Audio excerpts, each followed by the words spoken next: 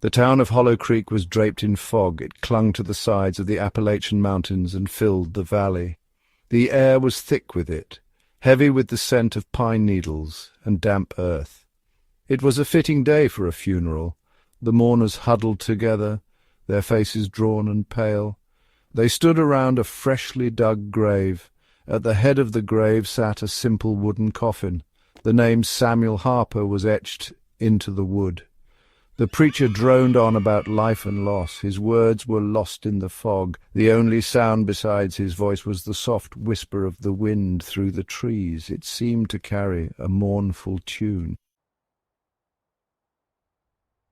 Samuel Harper had been a good man. He was kind and gentle, with a smile that could light up a room.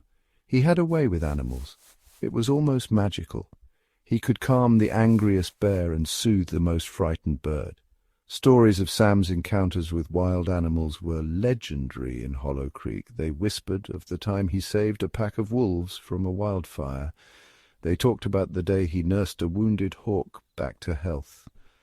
Sam Harper was loved. He was respected. He would be missed. His granddaughter, Ellie, stood at the front of the mourners. Tears streamed down her face. She was just a girl, no more than 12. Sam had been her best friend. He was the only one who understood her. The preacher was nearing the end of his eulogy. He spoke of Sam's kindness. He spoke of his love for his family. He spoke of his connection to nature. Then a sound cut through the silence. It was a long, mournful howl. It echoed through the fog. The mourners gasped. They turned towards the sound. Emerging from the fog was a creature out of a nightmare. It was a wolf, massive and grey, with eyes that burned like hot coals. Its lips were drawn back in a snarl.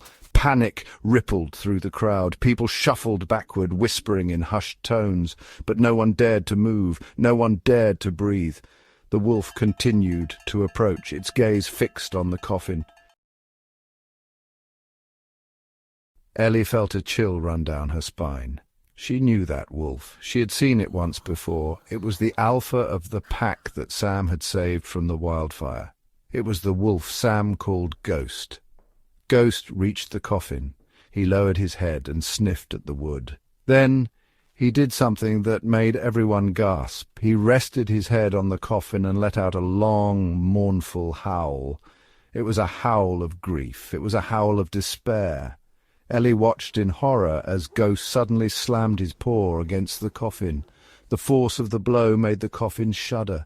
She knew what was inside. She knew what secrets lay buried beneath the polished wood. Her grandfather hadn't saved the wolves from the fire. He had caused it. He had trapped Ghost's mate and pups inside. He had used Ghost's loyalty to control him. Ghost let out another howl, this one filled with rage and sorrow. The mourners stood frozen, caught between fear and bewilderment.